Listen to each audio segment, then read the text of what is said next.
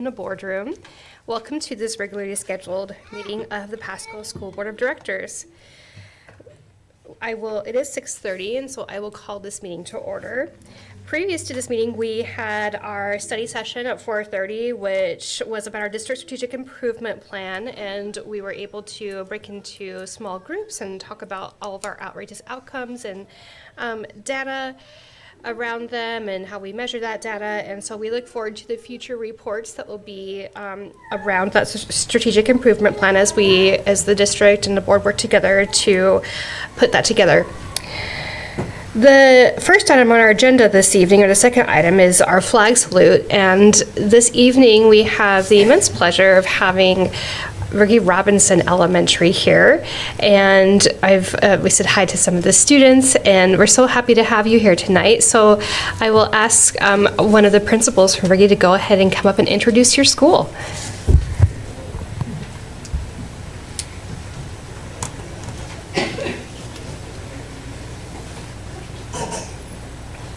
Good evening, Superintendent Whitney and President Amanda Brown. My name is Lindsay Campbell, and I'm the administrative intern at Virgie Robinson. Joining me tonight is my principal, Maria Sandoval, and assistant principal, Kylie Six-Killer-Bozert. Tonight, we're excited to introduce 6 fantastic 5th graders who were selected by their teachers for consistently showing what it means to be respectful, responsible, and safe. And now I'll let them introduce themselves. Mi nombre es Esmeralda, aquí estoy con mi papá y mi mamá. My name is Alex, and I'm from my mom and my sister. Mi nombre es David y estoy aquí con mi mamá.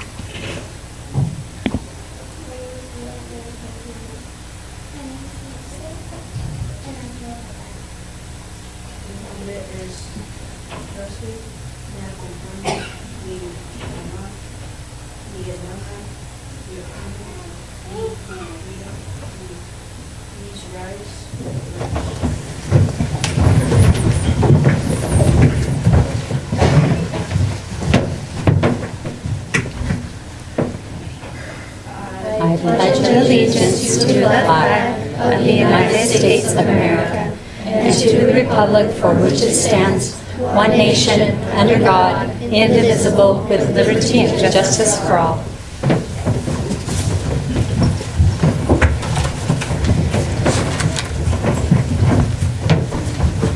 Thank you so much, students from Robinson Elementary, and for principals for being here tonight. Our student board representatives have a gift for each of you for taking time out of your day to come to our board meeting, and it's always one of the favorite parts of board meetings when we get to see students here leading us in the Pledge of Allegiance.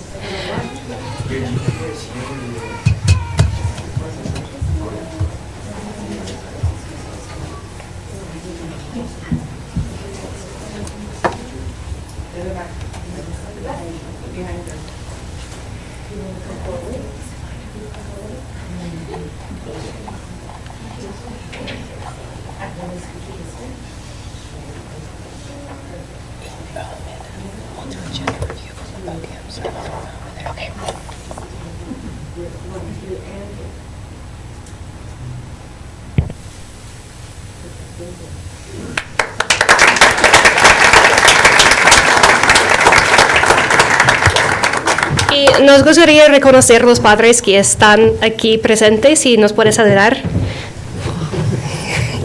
Thank you, parents. We thank you for bringing your students here tonight. So thank you for taking time out of your busy schedules so that we could have the pleasure of having your students say the Pledge of Allegiance for us. The next item on our agenda is our roll call. Ms. Richardson, may we have a roll call, please? Present. Present. Present. Present. Present. Present.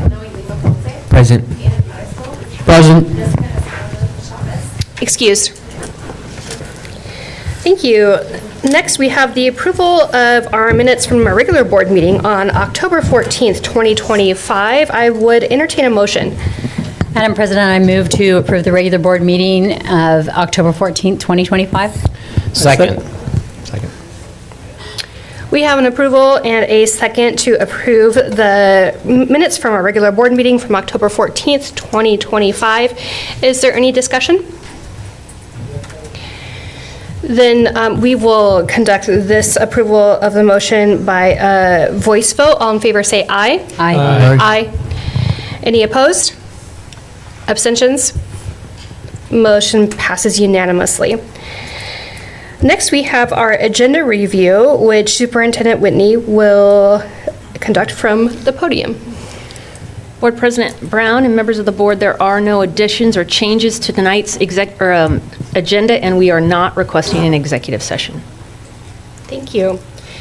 We have quite a lot of recognitions tonight for our Pink Awards and also for recognition of staff within the district. And since Superintendent Whitney thought ahead, she was already up there to lead that as well. Thank you. Good evening, Board President Brown and members of the board.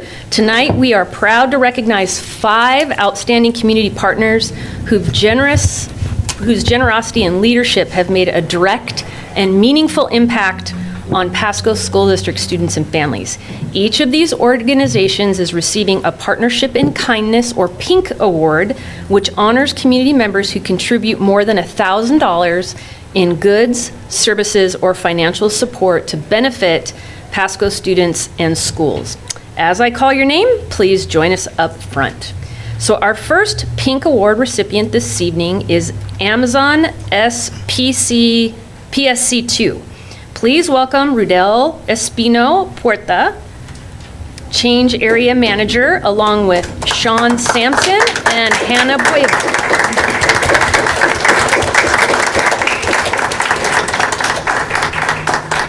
This fall, Amazon donated 100 fully stocked school backpacks, each filled with essential school supplies, valued at a total of $6,200 to Virgie Robinson Elementary students.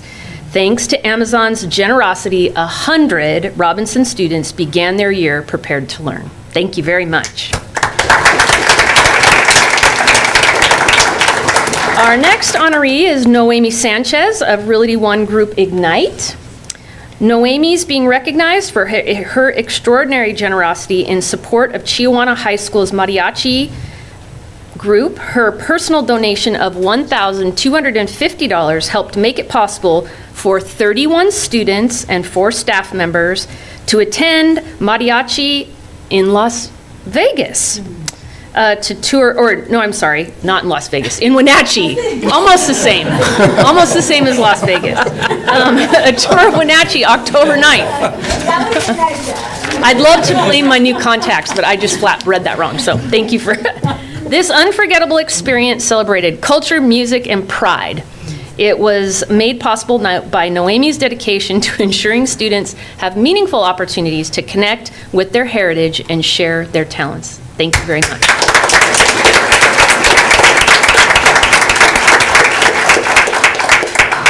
Our third Partners in Kindness Award goes to Peterson Hastings Wealth Advisors. Welcome Brandon Eckhart, Marketing Manager. So Peterson Hastings organized their first ever back-to-school backpack drive, extending their generosity beyond Pasco to including neighboring districts as well.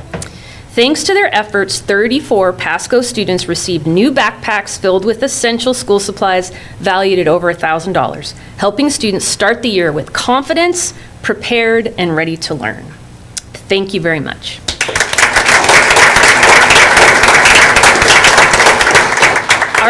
Our fourth award goes to Pasco Chamber of Commerce. Please welcome Kelly McGrath, Project Director, and Colin Hastings, Executive Director. Okay, well, thank you for being here. The Pasco Chamber coordinated with local business partners to collect more than $2,700 worth of school supplies and backpacks for students in need, which were distributed across our district. Their efforts made possible through the support of Spec Hyundai of Tri-Cities, JM Construction, State Farm, Edison Valerio, Terra Wiswall, Edward Jones, Ryan Baralt, Edward Jones, Hapo Center, and ICCU and Pape Rentals. So thank you for all of their collaborations in making that happen for Pasco students.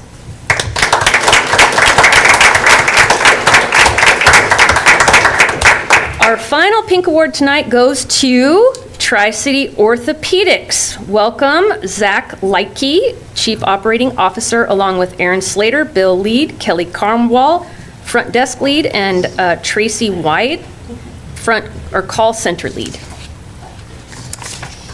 Tri-City Orthopedics donated backpacks and school supplies valued over $1,400 to several Pasco elementaries. Their contributions helped ease the financial burden for families and ensured that students had the tools they needed to start the school year strong.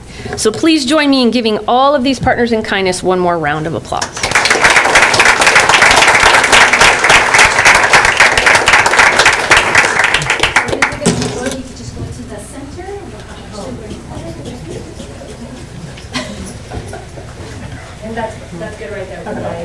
Let's squeeze in tighter. Make sure your ankles are kind of facing down so the glare doesn't. Gracie, you want the board as well? Yes, that's a great idea.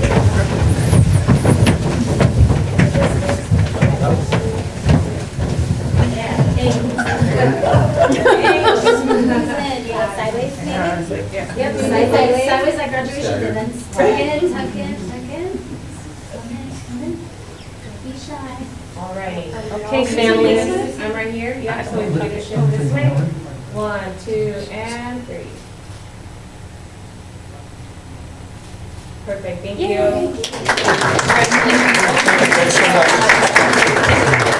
Thank you so much. Thank you for being here tonight. Thank you.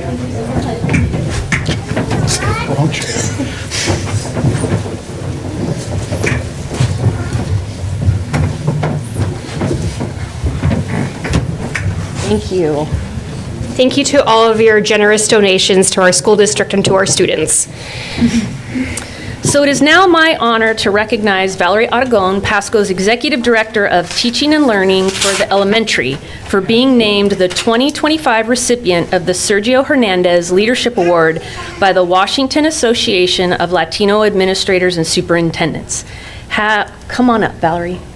Can we clap for her while she's making her way up?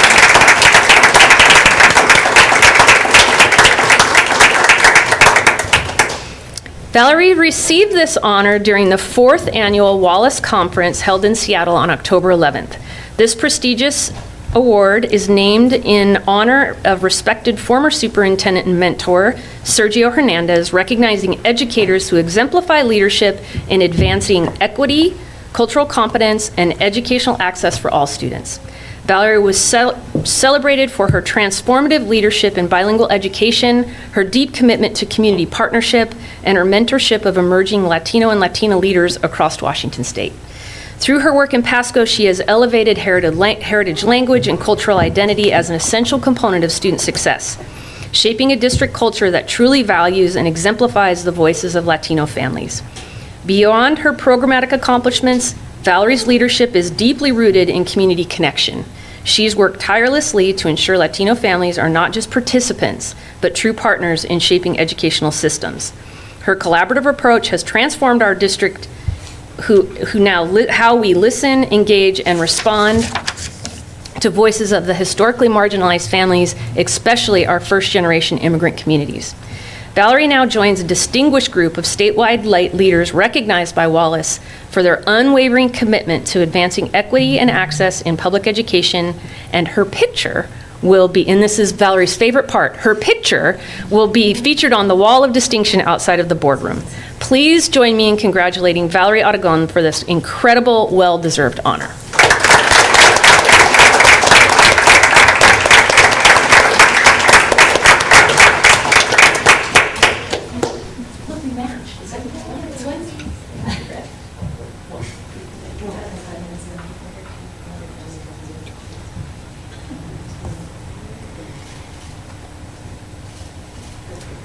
We're going to have her husband come in for a photo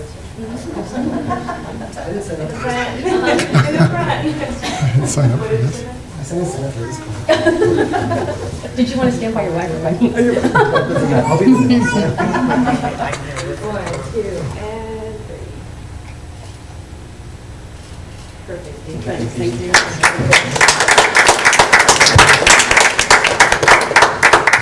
Congratulations, Ms. Aragon. We are so lucky to have you working for us here in the Pasco School District. Thank you for your dedication to our students and to leading us in all the diverse programs that we have here in the district.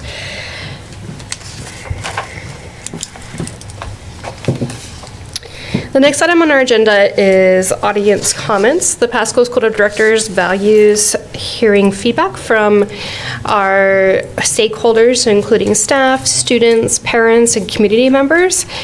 If you would like to address the board this evening, you can approach the podium. You will have up to 2 minutes to speak. The 2 minutes will be tracked by the apparatus in front of Ms. Richardson, which will blink yellow at 1 minute and then red at 2 minutes and beep at you to tell you that your time is up. And in accordance with Board Policy 1411, the board does not respond publicly to comment, but if you would like to send us your comments in an email, you can do that as well.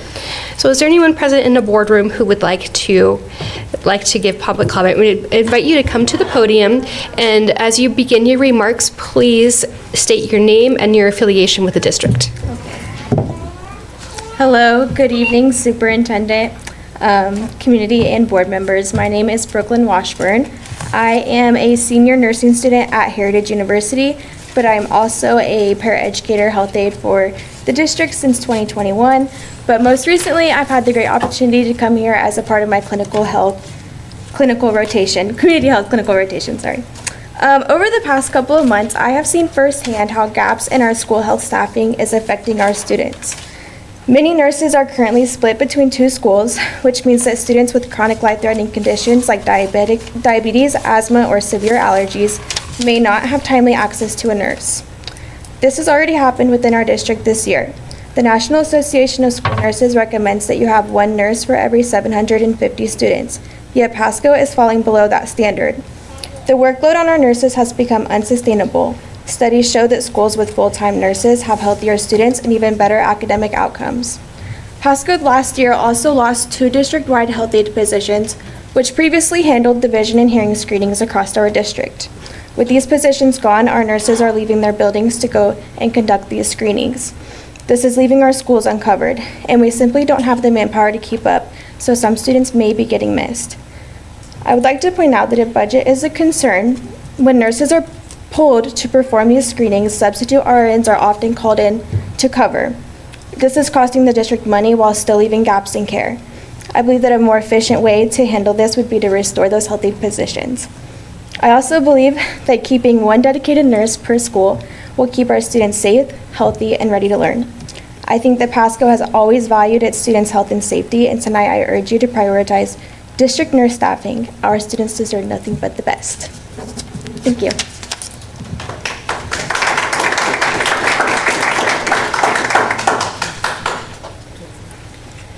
Is there anyone else present in the boardroom who would like to give public comments?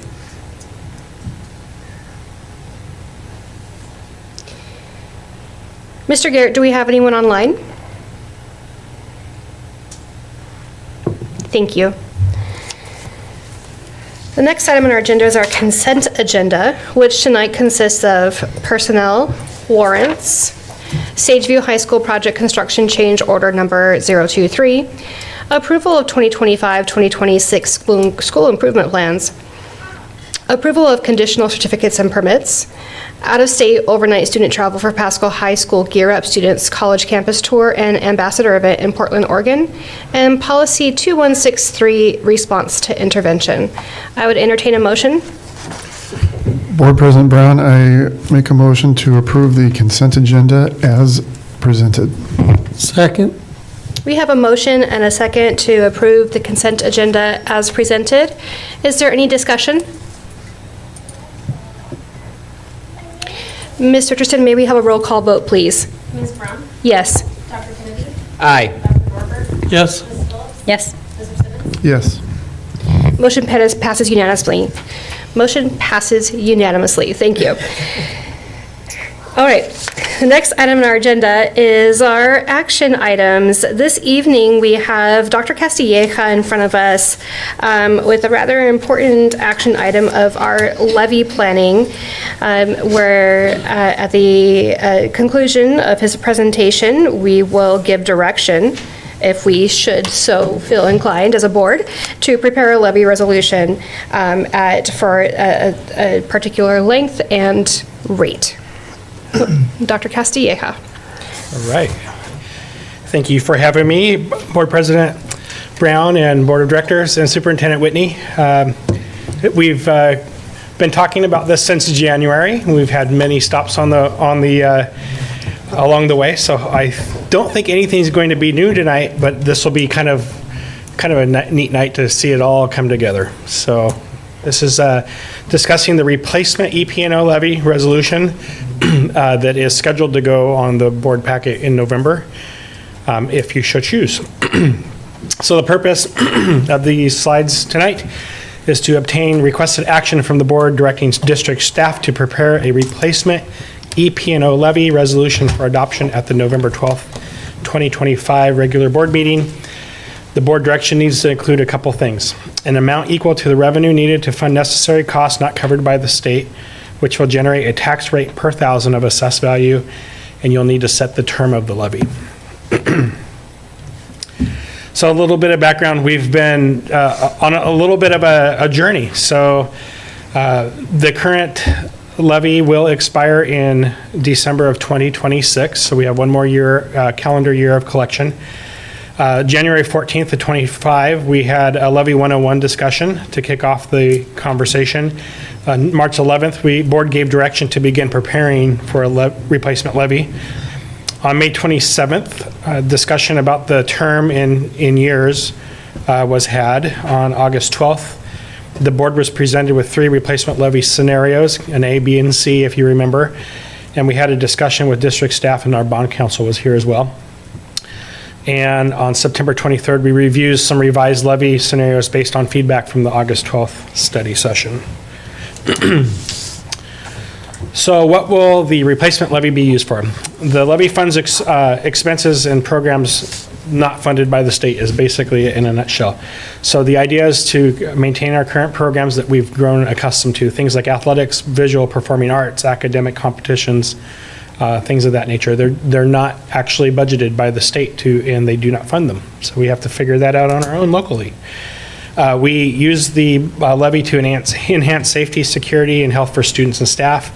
That's things like SROs, counselors, nurses, things of that nature. We also sustain curriculum replacements with levy. We protect and improve district facilities through preventative maintenance.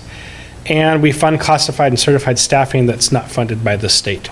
So it helps us do things like maintain manageable class sizes and the like. So just an idea of how it goes. So the levy is actually coupled, there's actually 2 pieces to the levy. So when we pass a levy, that's the amount of tax that we will collect, that we as voters decide on. And in addition to that, we will also receive LEA funds, that stands for Local Effort Assistance, and that's based off of property values. The idea is to kind of level and equalize things across counties in the state. So between those 2 pots of money, we are allowed to spend them on things that are not covered by the state. And here's just a list of the items that in the big categories as they were charged to the levy and LEA in 23-24. So you can see we had mandatory and contractual benefits and insurance, or about 1.9 million. The building and classrooms benefited with additional supports around 3 million. There was some social emotional learning supported with 300,000. The visual and performing arts were supported with around 300,000 that year. Transportation enhancements, about 500,000. Extracurricular activities, 1.3 million. Athletics, 3.3 million.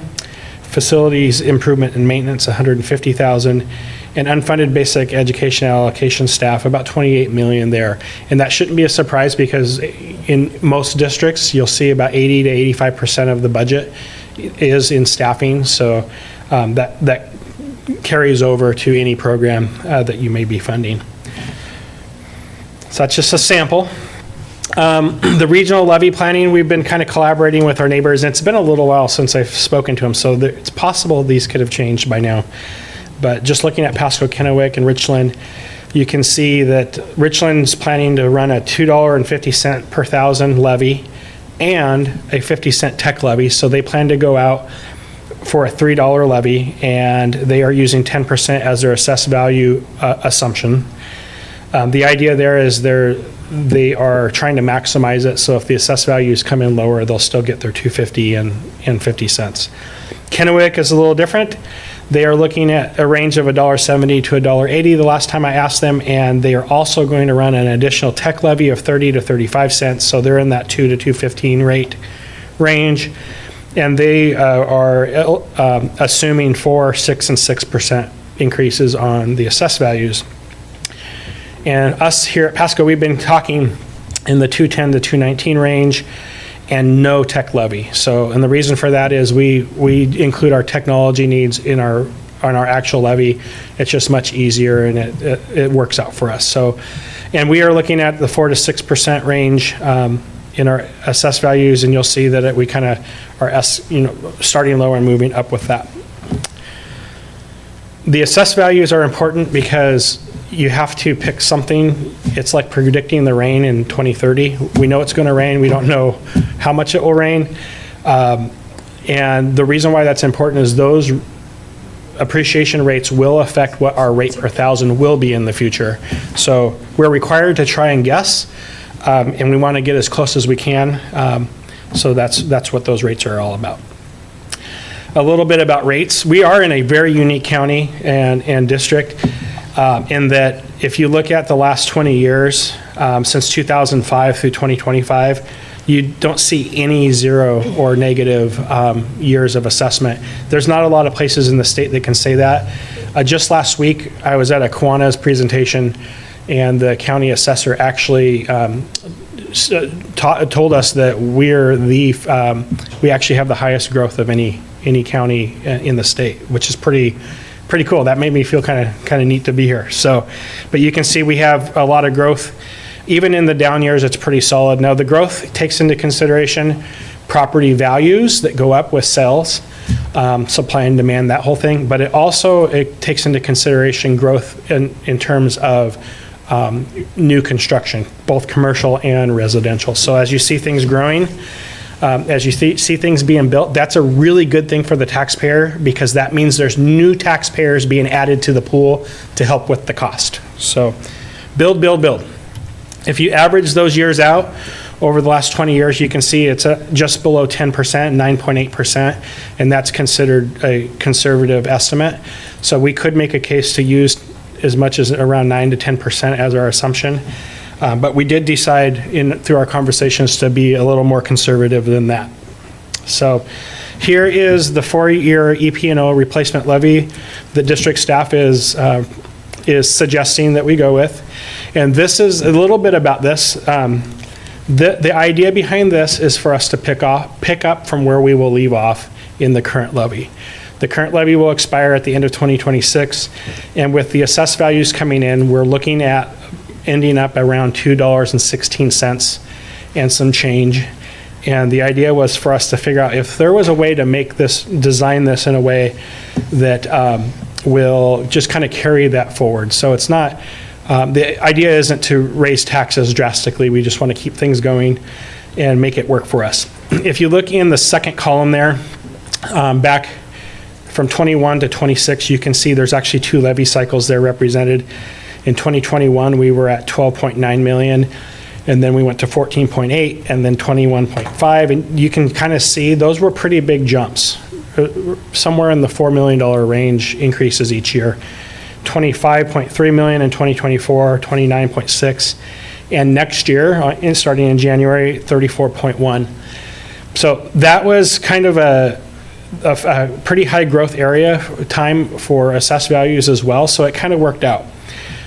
Now we're at a point where we always want to make sure that we're providing kids what we want them to have, the things that we've grown to be accustomed to providing to students.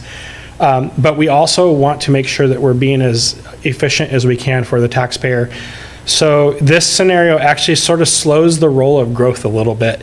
You can see we are going to land at proposed 35.5, so that's just a little over, or it's around a $1.5 million increase. And why that's significant is 35.5, at that point, it represents about 10% of the overall district budget. So this year, the 2026 year, you can see it's 34.1, and it works out just perfect. We are operating on basically a $340 million total budget, of which 34.1 is levy dollars. So it's about 10%. So the idea is we'll bring 10% in, use those for those unfunded pieces that the state doesn't take care of, that enhances student life, student experiences, creates the school community that we all want, pay for those things, and then we'll live happily on the rest that we do receive from the state. So you can see what we are actually authorizing in this scenario. The only thing that's set that you're actually authorizing are the green numbers on the left, 35.5 in 2027, 37,150,000 in 2028, 39,375,000 in 2029, and then ultimately 41,740,000 in 2030. And the idea is those should maintain around a 10% of the total budget in this plan. Over on the right, you can see the EP&O rate. That's the piece that we do have to try our best to project. So at this point, you can see at 2025, we were at about $1.90. In 2026, because of how the assessed values are shaping up, we should be at around $2.16 and some change. So that's where we will end. So what we're proposing is to pick that up in 2027 at $2.16 and some change, and continue that through 2030. So I'm going to stop right there and see if there are any questions that have been collected so far around this scenario. So far, so good. Any questions from the board? Okay. We've done a good job of talking about it up till now, so. We have talked Yes. at length about this. Yes, so, and it's taken into consideration all of that. It's pretty close in the ballpark of what our option B has been all along, but it's actually a little bit lower, so I'm pretty happy with how the numbers landed here. So, now I will say this isn't the perfect scenario. You know, if I had my way, I'd ask for a lot more, but it's just not the right thing to do. We can do a very good job with this ask, and it's a better ask for the community, and it should fit the need here. So a little bit about what this means. So I want to outline this. So that what's the impact to the taxpayer? So we're going to use the scenario of a $400,000 home. That's pretty close to the median home value in our district. So currently in 2025, we are landing around $1.90 per thousand of assessed value. So if your house is worth $400,000, that means you'd multiply $1.90 times 400. You will pay 400 of those. So that taxpayer would bring in $760 per year. A lot of times that's added to their mortgage if they have a mortgage and it's paid through escrow. If they don't have a mortgage, it will be, usually it's a tax bill that's done in April and October in two chunks. So that's 2025. 2026, we are looking at about $2.16 per thousand. So you multiply 216 times 400 if your home's assessed at 400,000. So that's going to land around $864 per year. The idea is we built this assessment or this replacement levy to try and continue that. So we are projecting $2.16 per thousand, so it should stay the same. So we truly are trying to just pick up where we left off. Now, there is this question, because you did notice that there was that 1 year where it was like a 0.7 assessed value. So what happens if the assessed values do go down? And the inverse is also true. They could go up. You just never know. So here's that scenario.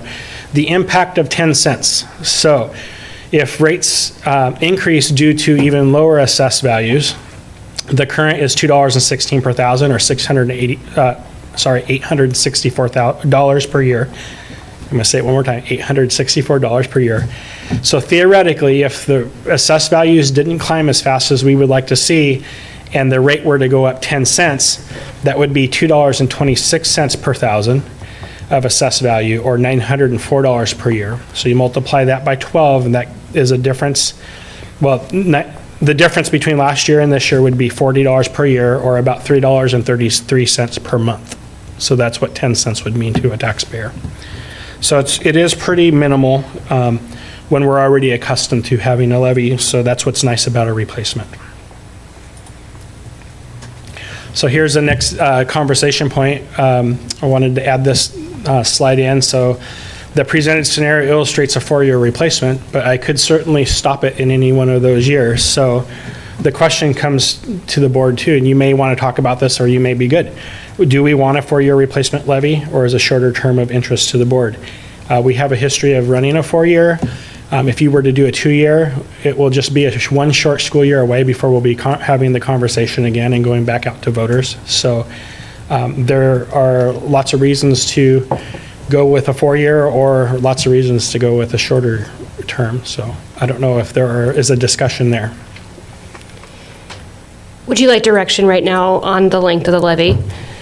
Mostly I want to ask some questions to see, and yeah, if we can get to a consensus, and then we'll work that into our overall direction at the end. Yeah. So you have some questions for us, or is this your question? Well, that's really my question. And I am suggesting a 4-year because we did settle in on a projection that was more conservative. You may remember we were looking at 6 to 10% assessed value. We pulled that back. We have a little bit more of a gradual increment between years. So I guess, you could go shorter if you think you might want to increase those in the middle, or, things along of that nature. But I do think that I'm comfortable with 4-year if you are. But it is a conversation we have been having along the way. I want to make sure I give you that opportunity. Fellow board members, are we ready to go forward with a 4-year replacement levy, or would you like to discuss other lengths of terms for levies? We have discussed this ad nauseum for sure. Thank you so much.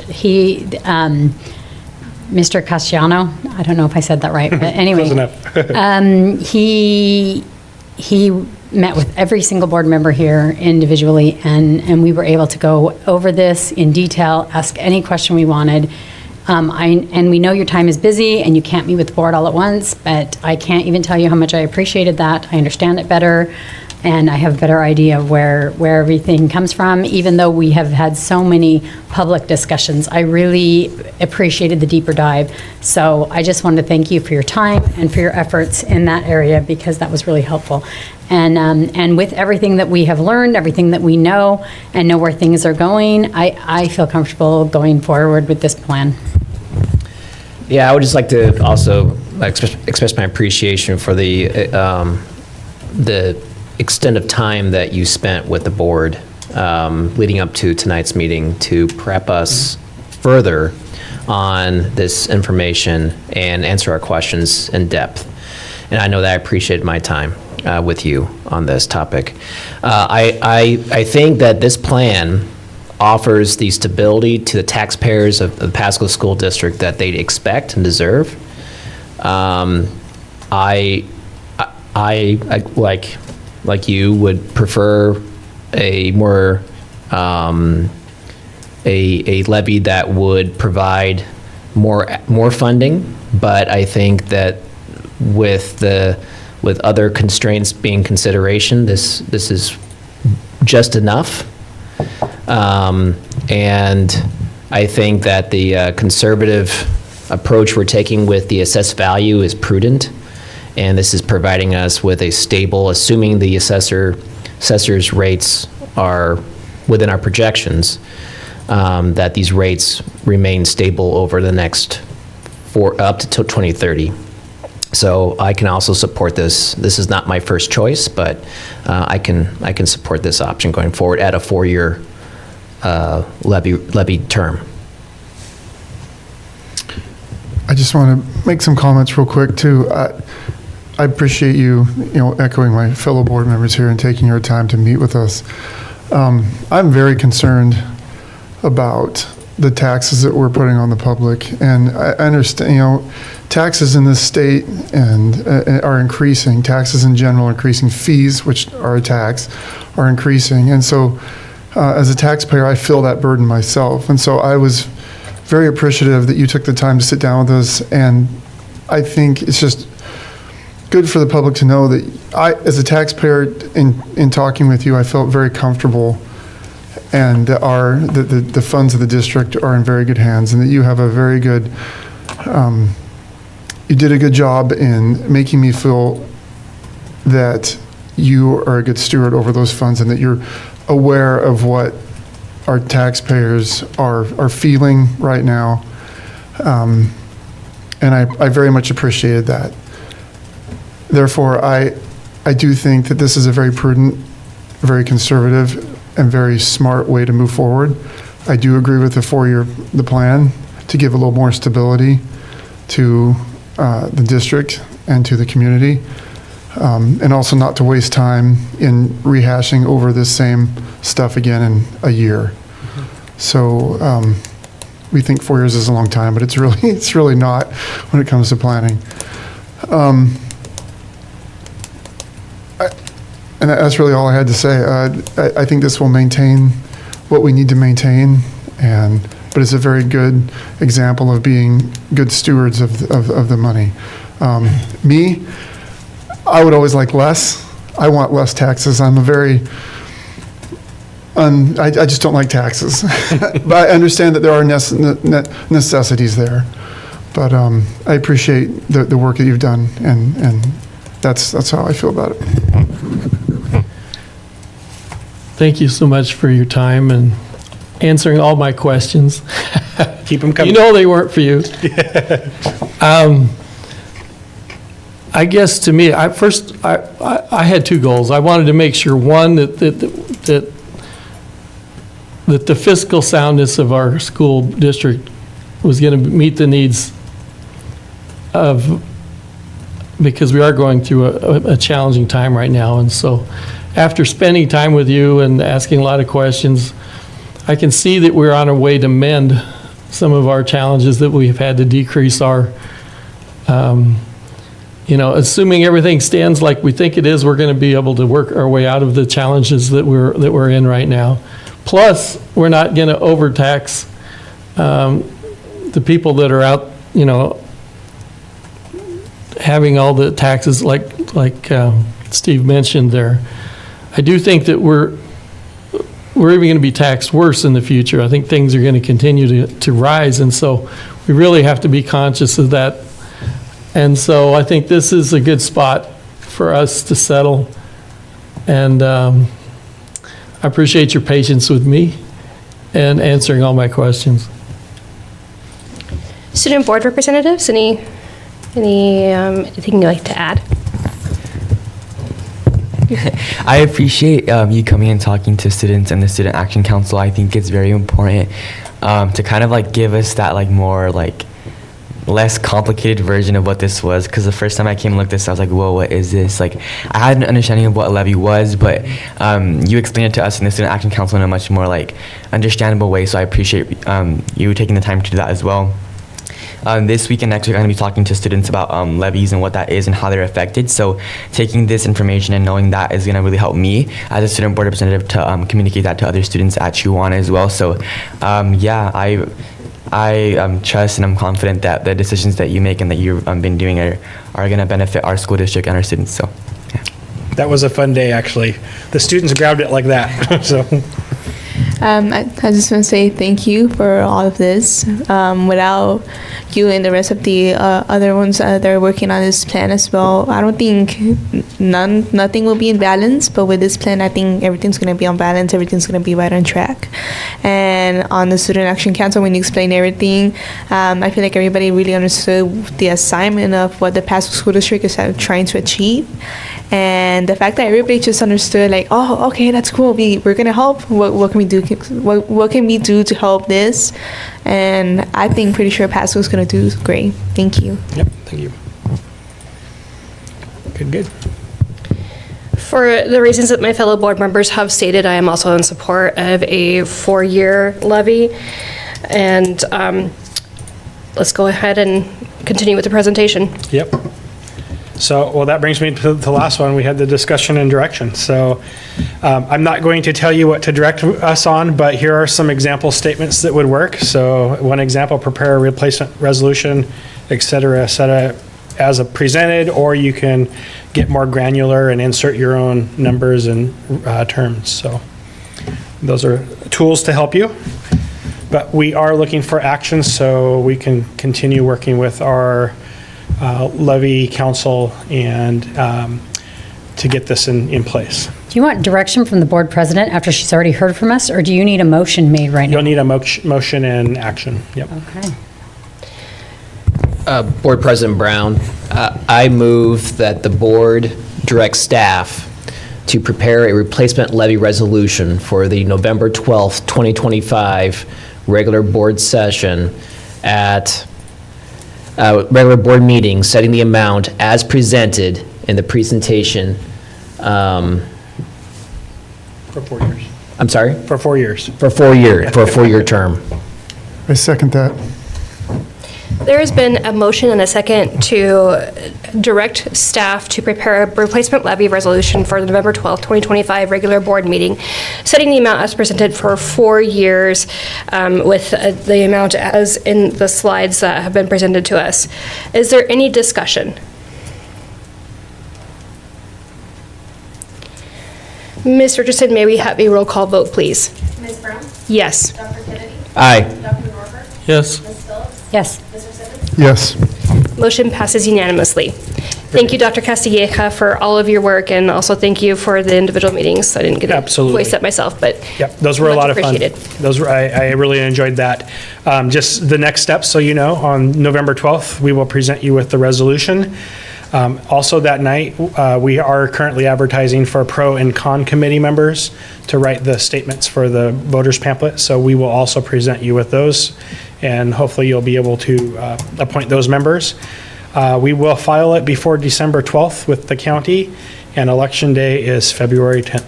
So with that, thank you guys very much for your work on this. Thank you for your work. I almost feel like we should applause or something. That was such a huge deal, and it just looked so simple. That was a lot.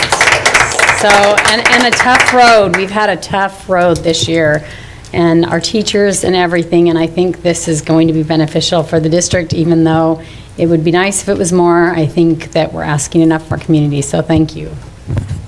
I'm not sure what our fiscal person has had an applause in the past, Joyce.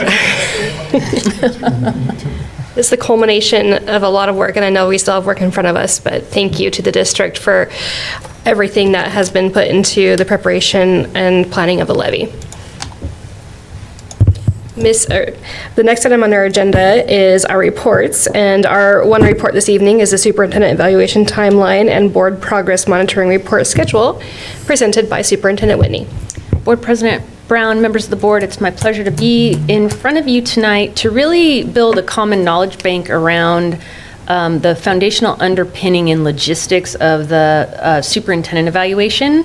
And my goal is to outline the timeline for how the superintendent evaluation plays out over the course of the next year and how that aligns with the schedule that we have set for sharing information with you in the form of board presentations, board progress monitoring reports that are focused on the outrageous outcomes, but also the district annual objectives that you identified at the end of August. And then how that also layers or how that interfaces with the state of the school reviews that are focused on school improvement planning. Half of the state of the school reviews you see here in the boardroom as a study session, the other half you attend on school sites. So my goal really is for you to see the interface of all of the pieces and then how that applies to the superintendent evaluation. So when you think about, and we are all still learning this all together, so if you have questions tonight that I can't answer, Sarah and or myself will get a hold of Dr. Tom Salisbury, who's been helping us with this work. But really, I wanted to just highlight the components of the superintendent evaluation process that you've selected. It really, one of the foundational underpinnings is this concept of strategic systems alignment. So the superintendent evaluation really becomes embedded in the progress monitoring of the district by tying the superintendent evaluation to board priorities through the annual objectives and our strategic plan. For us, we call that the district strategic improvement plan. So what does that look like for us? It looks like the outrageous outcomes being integrated into the goals, the district strategic improvement plan, helping frame the aspects of the organization that you're evaluating, and then the annual objectives where you narrowed the focus of that evaluation. And that matters because then the superintendent evaluation is really aligned to the system. So I get to go about the work of being the superintendent and have that quote unquote count as my evaluation versus you as a district identifying goals separate from the district work that then have me doing those goals for the board over here, and then over here doing the work of the district. You can see that strategic alignment. So as you're improving the performance of the superintendent as a board, you're leveraging growth and achievement across the district, both in district systems, district implementation of key initiatives, and then also in student achievement.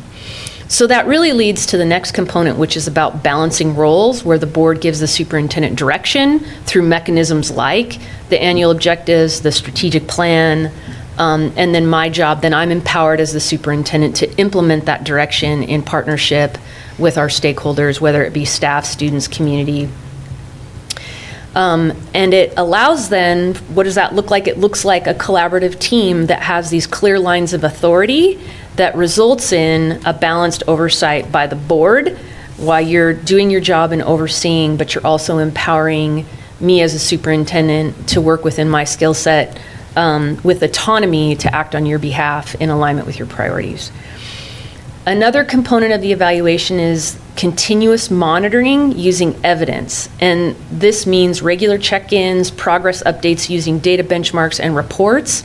So for us, that looks like things like board progress monitoring reports or the state of the school reviews, or when we come to you and do board reports around the annual objectives you've identified, or when we bring things back to you in the form of a study session that are identified or that are aligned with the annual objectives.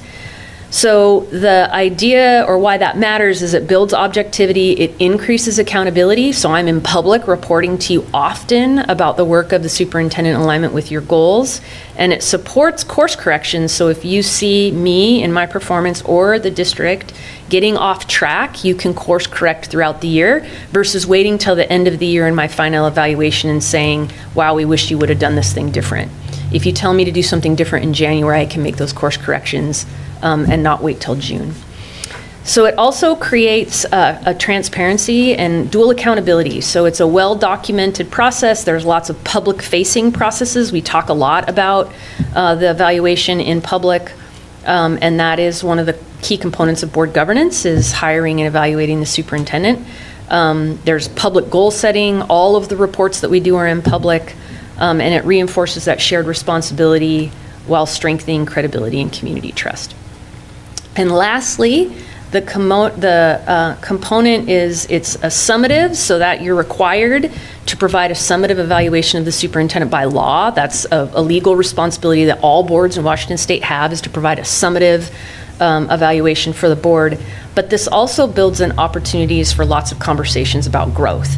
So that happens through the annual review that you'll do at the end of the year, and Dr. Alsbury walked you through that process last year.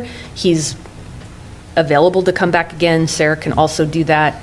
And then you also have the opportunity throughout the year, as we're giving you board progress monitoring reports or the mid-year check-ins, to give me feedback, and then you set new goals. So it's a cycle of feedback and goal setting. So again, for us, that would look like the evaluation summation process. That's what it's labeled in the board governance model. There's a summative evaluation meeting, and then we do goal setting again. And Dr. Alsbury has been deeply involved in helping walk you through the evaluation summation process and the goal identification process. He solely did that this last year for you. So we would need to talk about how you'd like to be supported with those two things, whether it's getting Sarah trained to do it or having Dr. Ellsbury come back, because as superintendent, I can't walk you through my own evaluation summation process, and should not walk you through the goal setting process. So it matters because it focuses the development of the superintendent while you're also improving the district, versus an evaluation process that's punitive by not being clear about what you're expecting to see, and then just in June getting critical feedback about either my performance or the district's goals. So I'm going to stop right there and ask, are there any questions or areas that I can clarify?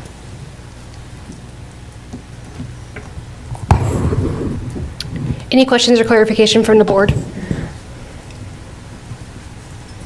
It appears no. Okay. So these are our outrageous outcomes. These are not new to any of you. They're 5 outrageous outcomes that, when combined, create a trajectory of success. I say it the exact same way every time. At some point, you'll be able to repeat the elevator speech as well. That are really fundamentally rooted in our belief that all students are capable of success, no exceptions.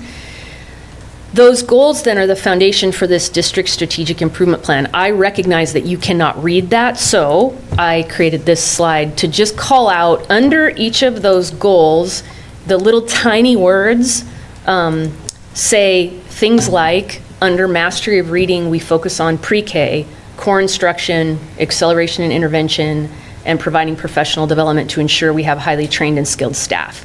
So this slide really is just an effort to build transparency around that little tiny graphic I know you can't see. So under each of the 5 outrageous outcomes, there's bullets of what we call bodies of work that we're focused on that we believe will leverage improvement around that particular goal. In addition to that, we worked through a process where we identified 5 top priorities, which are multi-tiered systems of support for social emotional learning and behavior, high school and beyond planning, AVID, professional learning communities, and evolution and expansion of dual language. So you can certainly see as we talk to you and bring topics to the board for your, to update you on and educate you about, they're certainly in alignment with these 5 things. So I also wanted to talk about the timeline. So how each of the components work and when you as board members can expect to hear information that you kind of have to think, okay, I'm getting this report, but I'm also tucking this away because I know this is part of the superintendent evaluation process. So in February, the year prior to the evaluation cycle, so this is the 25-26 school year, so in February of 25, you engaged in a process in identification of focus goals and performance indicators. So what I did is on this slide, I gave you a link to that particular artifact. So if as a board you needed a reminder about what that was and you just weren't quite sure, if this link was working, it would totally bring up. I'm not the only one right? This happens to other people. It would bring up the document that you used with Dr. Ellsbury that identified what you then approved as the annual objectives in August of 2025, which is right here. And I'm going to click on it and, like, just for fun, let's see if this link works. Woohoo, it did. Okay. So this is the board report where you approved these annual objectives. So you identified these in February, then I brought them to you in August, and you approved them in August as the work of the district. So then, for example, multi-tier systems of support core instruction, implementation of K-5 ARC with fidelity, and implementation of new ELA curriculums in curriculum in grades 6 through 10 with the corresponding measurements were approved as part of that process. So what you could expect to have happen is you would expect to see reports given by district staff around those things. And you would expect us to highlight those in board progress monitoring reports. So September through January, we will focus on delivering board progress monitoring reports and study session and board meetings focused on those annual objectives. Here are the examples of what those reports look like last year. So if you need a reminder, like, well, what does she mean when she's talking about board progress monitoring reports, you can go, and I'm not going to click on it for fun, but theoretically, you're going to click on there, and it's going to take you to last year's board progress monitoring report for reading. So you can just remind yourself, like, oh, okay, that's the presentation she's talking about. Then I am required by model to do a mid-year performance review. So I gave a mid-year check-in, which was a very comprehensive overview, and it was done during a study session. So that's an example of what that looks like. And then in February through April, we'll continue with the board progress monitoring reports, and then continuous study sessions and board meetings focused on the annual objectives, and then start the state of the school reviews. Then starting in April through June, that's when you as a board will start to kind of distill down with, and then you'll complete the evaluation summation process with support of either Sarah or Dr. Alsbury. With, by contract, the final superintendent evaluation has to be done by the end of June. Any questions about that? Could we get one with links that work emailed to us? All Yeah. all my links worked on this. It wouldn't work on mine here. Yes. So this, oh, go ahead, I'm sorry. I think that if you, because when I clicked on the link, it wanted me to sign into my Pasco School Board account. So I think if you were on your school district computer, on your personal computer, it would work with your credentials. Just that these are set up as board computers, it's like a generic sign-in. Yeah. So I would try it on a like your personal device. Yeah, that makes sense. That's, yes. But if you could send us another Yes. copy of it, that would be helpful. Like an email? Yeah, in an email. Yes. Because I think the one that came in the packet's going to be a PDF, right? So you're not going to be able to click on that. So if we're going to actually have one that works, we're going to have one emailed to us.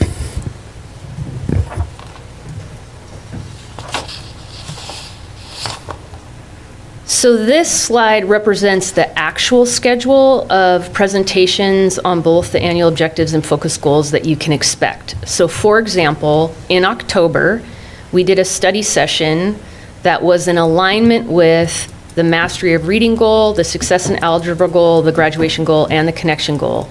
One of the annual objectives that you identified as a board and directed me to work on, which then prioritizes staff's work, was to standardize the implementation of MTSS and to ensure that there is professional development around progress monitoring.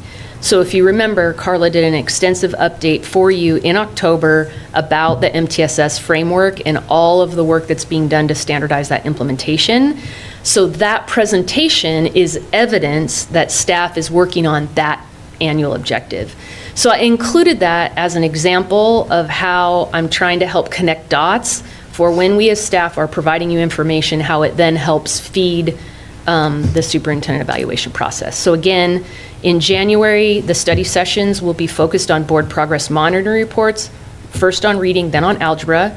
In February, I'll do the mid-year check-in, which I showed, you have that link to what that looked like last year. February through May, we'll do this State of the School reviews. Both presentations at the building level of the school improvement plans are made by principals and leadership teams, and then also in study sessions. And then in March, there'll be board presentations on mastery of reading and algebra.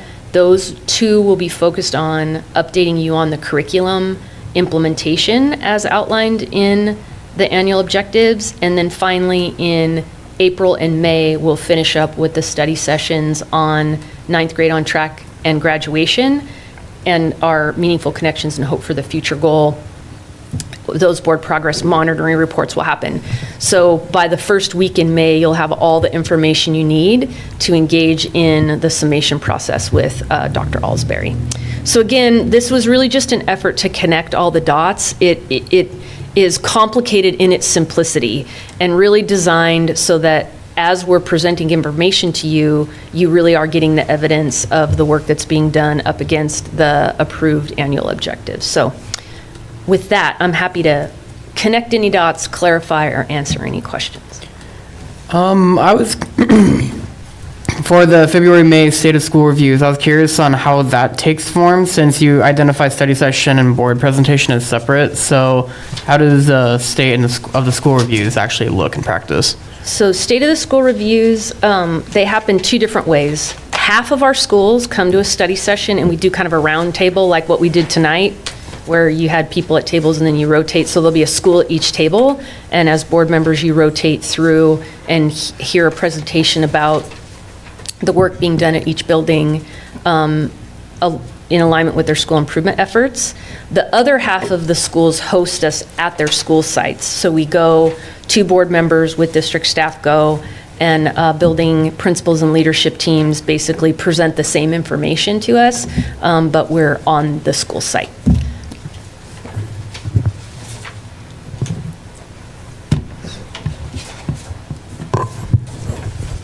Any other questions from the board for Superintendent Whitney?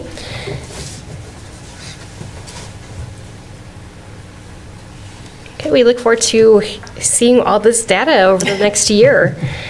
We look forward to bringing it.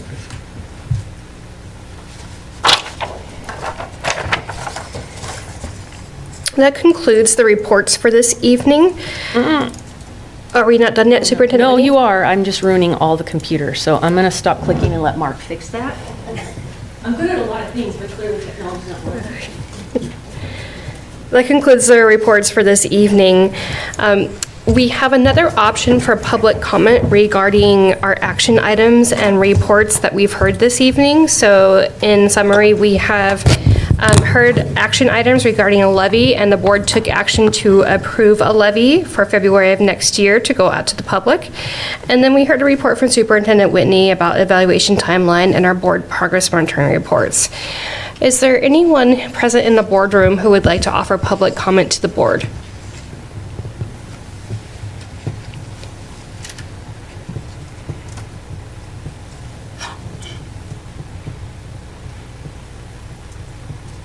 And Mr. Garrett, do we have anyone online? Thank you. With that, we'll go to future agenda items. Superintendent Whitney. So on the 12th, which again is Wednesday, because there is no, Veterans Day is being observed on Tuesday, Carla will be presenting a study session we've titled Language as an Asset, what really amplifies and highlights our dual language program. And in particular, there were some questions around how our core curriculum materials work within the dual language setting, and so she'll be focusing on that. Assistant Superintendent Mira Goebel will be doing a data celebration. We got her some preliminary graduation rates, and there's lots of great information and celebrations to share, so we're excited to have Mira do that.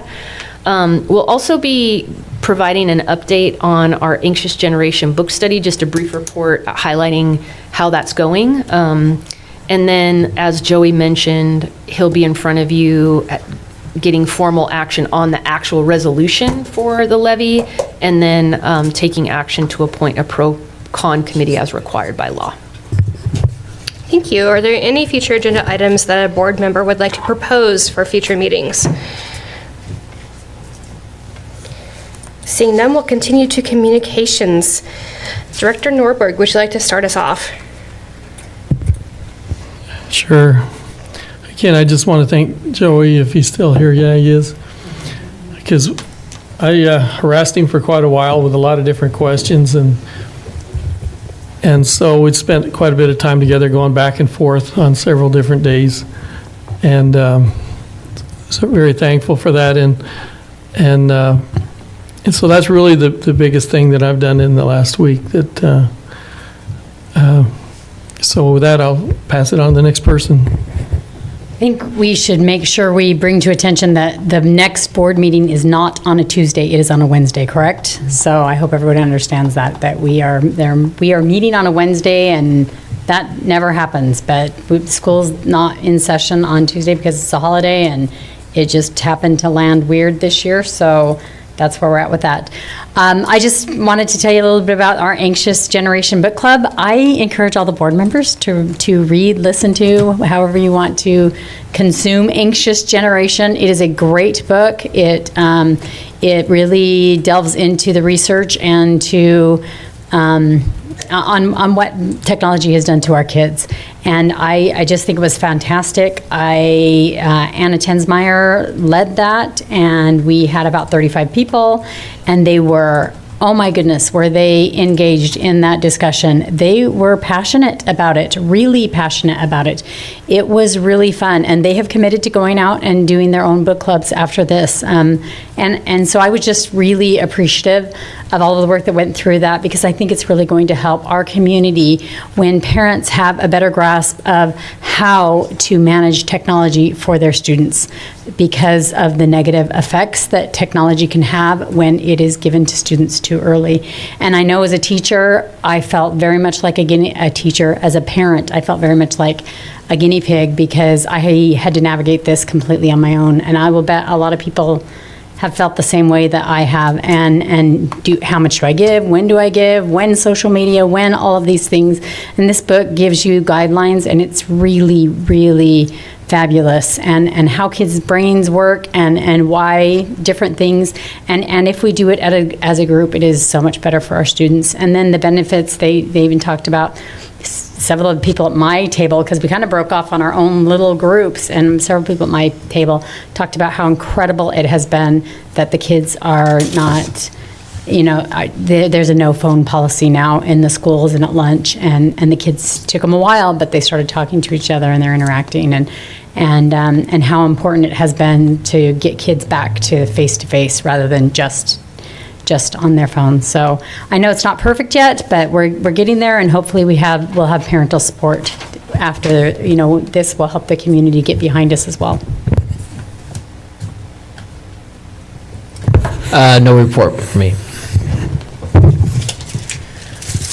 Only things that were that fun for me recently was that on the 6th, well, maybe a horrible way to put it. Some exciting things I got to do a couple weeks ago on the 16th was I got invited to take a tour through New Horizons and got to check out the campus there, talk with some of the staff, and learn a bit more about how New Horizons functions and some of their core ideals, kind of like, the Pasco, not outrageous plans, but behavior, like be safe, be respectful, that stuff.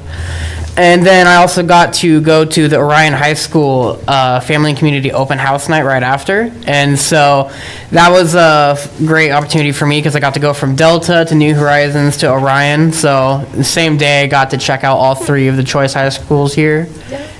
Kind of compare them all, see some of the differences, talk to some of the staff there, and see how the students are doing. So that was a really fun thing for me.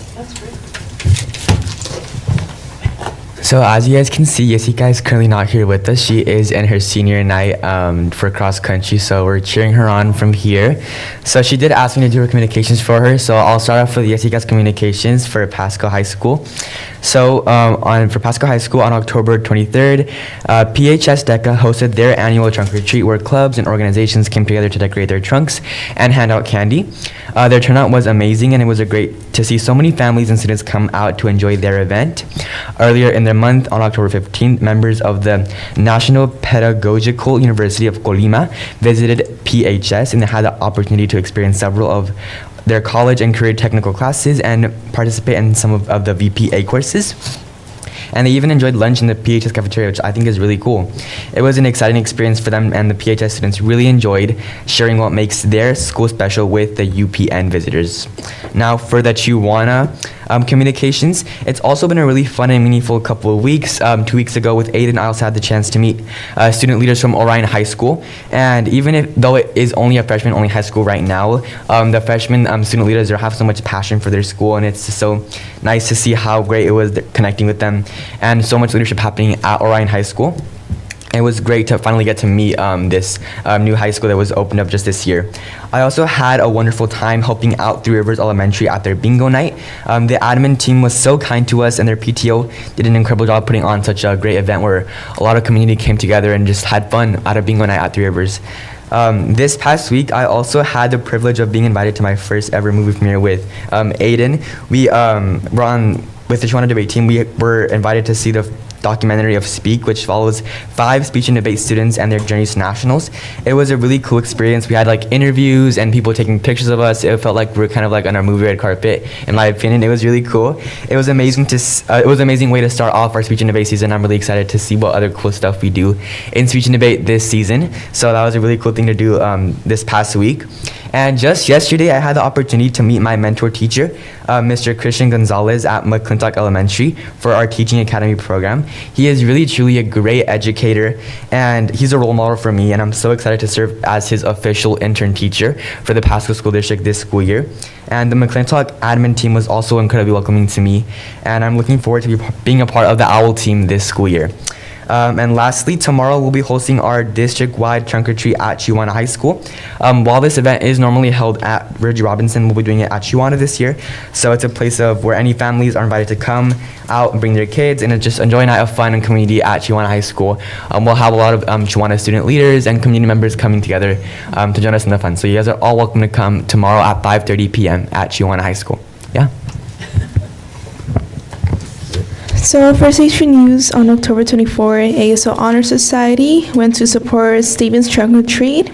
So many students arrived, and it was really joyful to see the kids with their costumes. They were really creative with their costumes. They got so much candy. They were light dancing. Everybody was just having so much fun. And then on that same day, we also had freshman movie with the Link Crew.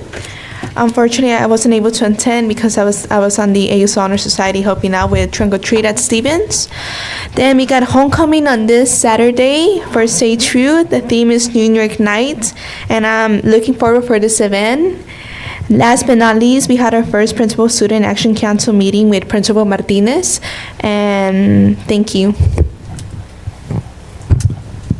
I have nothing to report. Thank you. So I have worked with Christian Gonzalez. I worked with him at Fuerza, and he is an amazing educator. His wife is also a principal in Kennebec School District, so I have the opportunity to work with her too. So you are so lucky. I'm jealous of the experience that you get to have because it's going to be amazing with Christian. I used to work right across the hall from him, and his classroom was always so exciting. It was just like there was always something going on, and like it was just really great to be able to partner with him when I worked at Fuerza. And so I wish the best for you, Noe. And I don't know if the board members probably know this, but this evening when we approved the consent agenda, we also approved all of the school improvement plans for all the schools in our district. And so it is still a Principal Appreciation Month, and that is the work of principals of putting those school improvement plans together. And so thank you for that work. Thank you for thinking of our students, and thank you for thinking about the ways that we can help those students grow. And that all ties into our board goal of the goals that we have set for the district as a board and for the superintendent of improvement through MTSS and through the growth in reading and math and our outrageous outcomes. That's where it happens at the building levels in those school improvement plans. And so lastly, I want to say that we are still in an election right now. So you have received your ballots in the mail this last couple of weeks. You have until next Tuesday, so a week from today, to make sure to submit your ballot. Local elections, I would argue, have more of an impact on your daily life than our state and federal elections. Like just tonight here on the board, we are going to, we approved for a levy to be sent out to community. Those are taxes that property owners are going to see on, if it would approved, on their taxes. And so that's an example of something of how we as elected officials have an impact on people's daily life, and we want to make sure that we are listening to the community and doing our best. And so you have the opportunity to make your voice heard of who you want to represent you. And with that, I will turn it to Superintendent Whitney. And she has nothing to share this evening, and so we have no executive session. And with that, this meeting is adjourned. Thank you.